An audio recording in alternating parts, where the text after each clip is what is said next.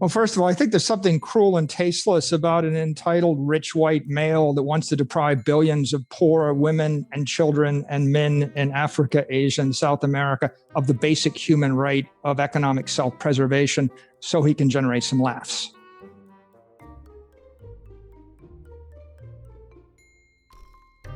On the whole topic of energy, he did also go off on how environmentally unfriendly Bitcoin is, was raging on about the massive carbon footprint. I mean, the stats differ.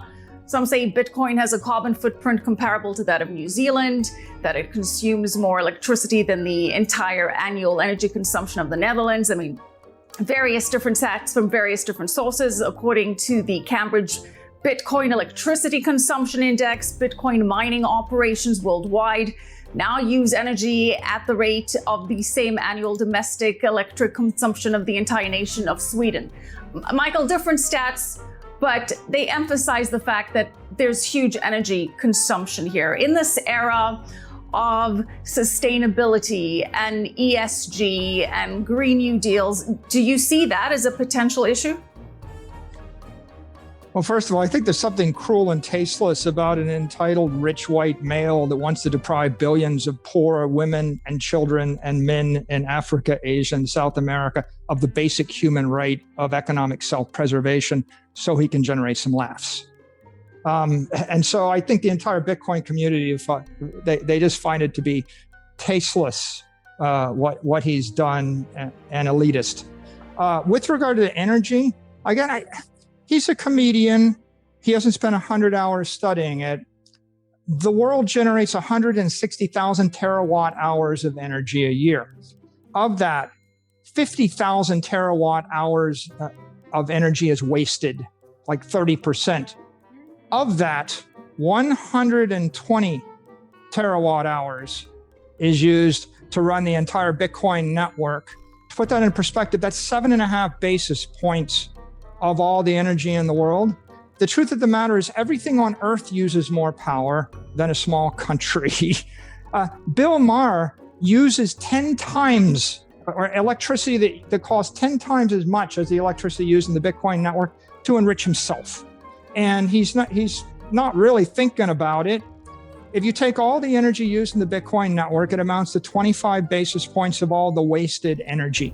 So 0.25% of the wasted energy in the world offers the hope of a decent life to 8 billion people and solves an economic problem. But the 25 basis points is of the wasted energy, because the Bitcoin network is the bidder of last resort for all energy.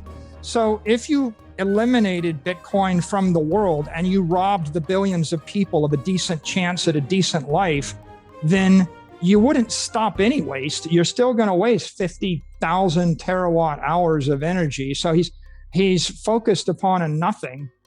If you actually study the Bitcoin network, you'll find that there's about $1 trillion of assets under management. It's secured by about $2 billion worth of energy a year. Call it 20 basis points. 20 basis points of the energy in the network is the cost to secure it. Now, that energy probably costs about 2 cents a kilowatt hour. That's what's being paid for it, maybe. And in many cases, it is literally discarded energy and there is zero value for it. No one would pay anything for it. So its marginal value of the human race is literally zero. Whereas the marginal cost of consumer energy and industrial energy is 9 to 11 or 11 to 13 cents a kilowatt hour. When people are watching Bill Maher on their iPads and their iPhones, they're paying at least 13 cents a kilowatt hour. Plus, they pumped it into their lithium-ion batteries on their devices, which probably jacked up the cost by a factor of 10. He's got no problem with them getting laughs, right? Wealthy people getting laughs on expensive energy. Meanwhile, people that are destitute in the rest of the world have a chance at a decent life using marginal cast-off energy, and anybody would deny them that. Right? I can only say, giving him the benefit of a doubt, he's a comedian, and he's playing this for laughs, and his job is to act like a fool. And if you take economic, political, or technical advice from a fool, What does that make you? All right, well, let's point taken, but let's separate like the Bill Maher aspect, even though I did use him to get into the conversation. And the conversation is this idea that there is this narrative that it's an environmental threat. Is that something that you see derailing the rise of Bitcoin in any way, shape, or form? I don't think so, because as I pointed out, right, there are 50,000 terawatt hours of wasted energy, and this is literally 25 basis points of that. It's a nothing. If you're concerned about the environment, you're going to focus in on the dirty energy sources, and there's 100x or 1,000x bigger target in a lot of other areas. If you look at the energy consumption of the Bitcoin network, one of the characteristics of the proof of work network is that you only mine Bitcoin in a jurisdiction where the energy is cast off, stranded, or recycled, therefore marginally non-valuable. And you also only mine it in a place where you're politically welcome. So no one's going to set up a coal power plant in the middle of Central Park, Manhattan, and mine Bitcoin because it wouldn't be politically welcome.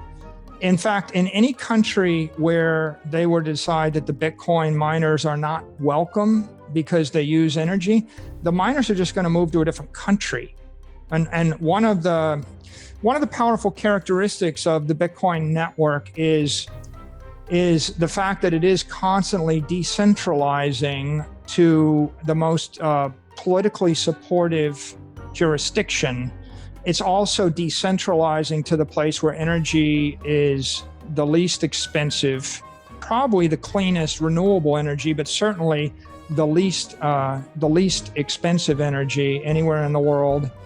And the other thing that happens is, the miners are constantly securing the network because they're upgrading the technology all the time.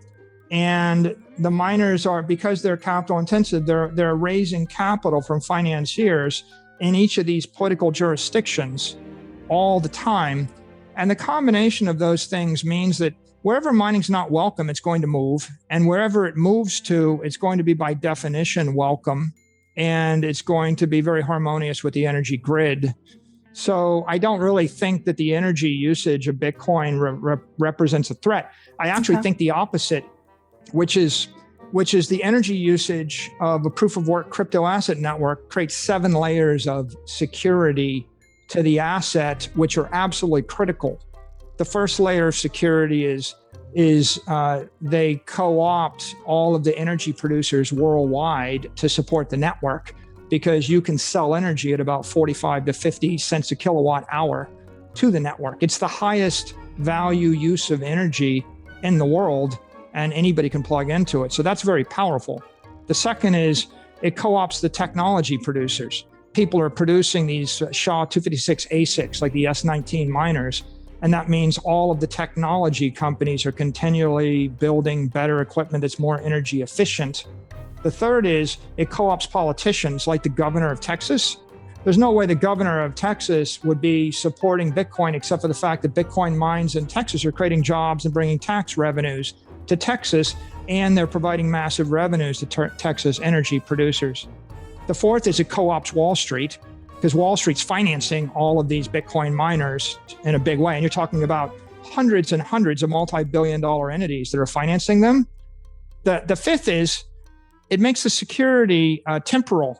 It takes 24 to 48 months to actually create a material Bitcoin mining operation. So if you wanted to attack the network, you've got to do it over the course of 36 months without 250 million people figuring out that you're going to do it. And then it also decentralizes it spatially, because you can't locate all of the Bitcoin mining in the world in one spot, because you can't get enough energy in the one spot. And so you've got a natural spatial decentralization. After you finish with those 6 things, the 7th layer of security is the mining network. You end up with hundreds of miners that have invested billions, if not tens of billions of dollars in creating these security data centers or security nodes, which we call Bitcoin mines. And they've got so much vested interest in running the network They've all got the support of their local politicians, their local governments. They're going to defend the network.